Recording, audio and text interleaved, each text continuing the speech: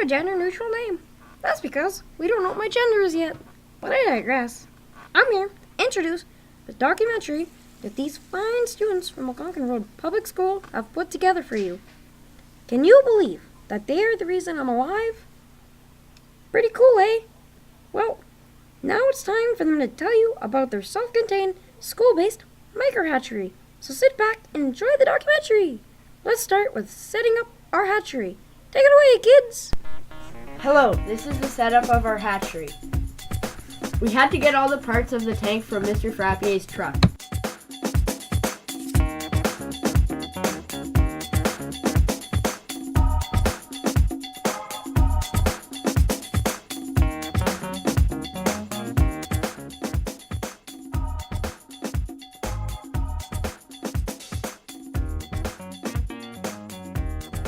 First thing we did was get a pan. We attached a tube to the pan so that if any water came out, it would just go right into the home hardware bucket. After that, we got a bell jar. We put the bell jar inside the eggs. It always keeps the eggs moving. And then after that, we got the tank for the fish. We put water and rocks into the tank also for the eggs. And then after that, we got the chiller to chill the water to the exact temperature right for the eggs.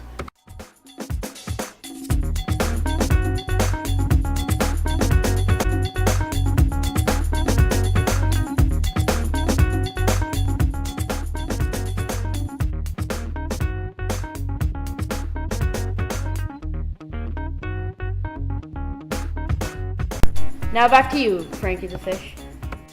Temperature and maintenance! The optimum temperature for oxygen saturation in the tank is between 2 and 4 degrees Celsius.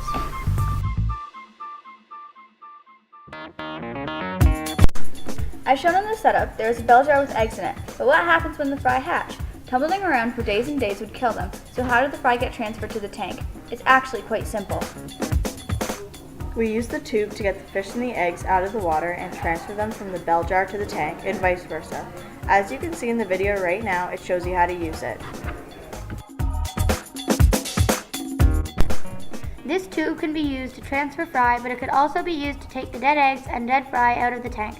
When an egg dies, it will begin to rot, and the rot contaminates the other eggs and fry around it. That is why we take them out. For the temperature, you take the thermometer and place it in the tank. You hold it in the tank for a few minutes so that it has time to adjust to the temperature of the water. Once you take it out, you hold a magnifying glass on it so that it's easier to read. But you have to be quick. pH testing! Maintaining a healthy pH is very important for the fish to survive. A pH level of 0 is far too low, while the pH level of 14 is far and dangerously high. The optimum reading pH for the environment in the tank is a neutral reading of 7. The closer you are to 7, the happier your fry will be.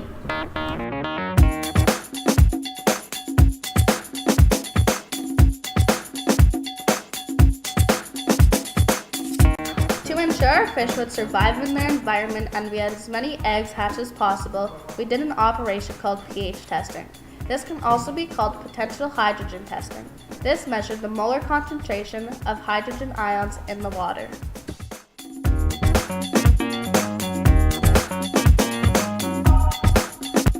To do this, we took a plastic clear cup and filled it up just over halfway, got the pH tester and rinsed it, placed it in the cup of water, pushed the button on the pH tester and let it sit for a couple of hours so we could get an accurate reading of the hydrogen.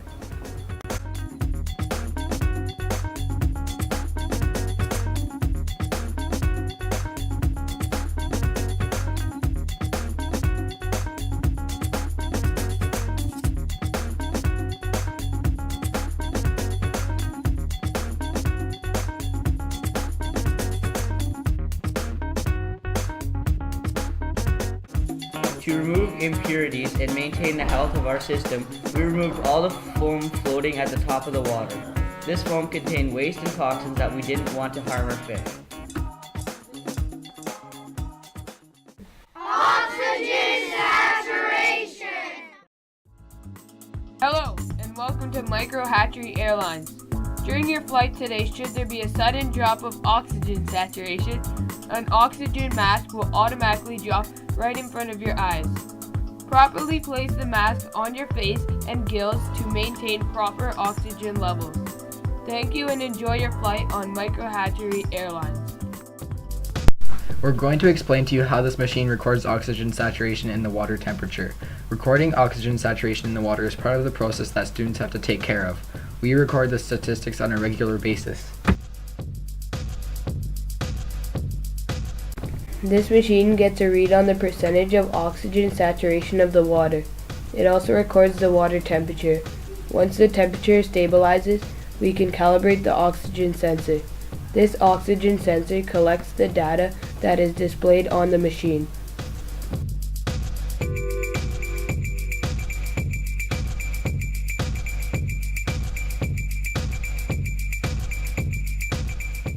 After the calibration is finished, you can analyze all of your results. This includes the temperature and the oxygen saturation, which are both measured in parts per million.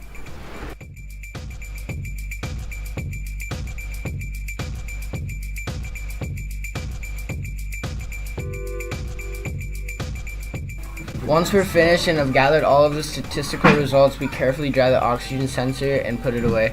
Lastly, we shut down the machine and go back to class.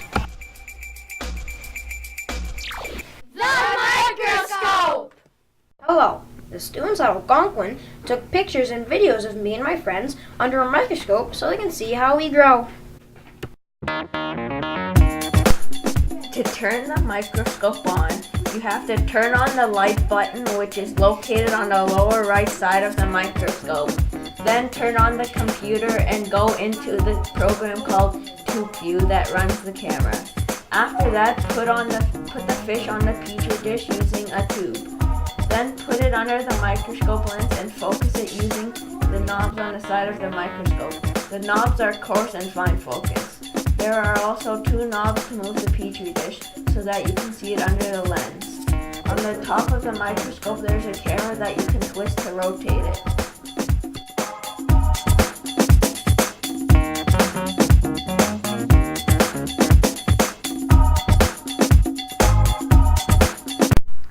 I hope you like the following pictures and videos of me and my fish friends, my fishy friends, under a microscope. These are pictures of the fish fry. This is the heartbeat.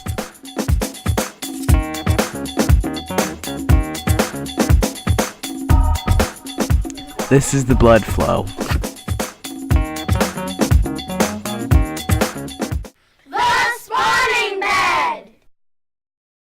I just got some great news. I'm going to be the first fry stocked and the first spawning bed built on a landlocked lake in Ontario. Wow!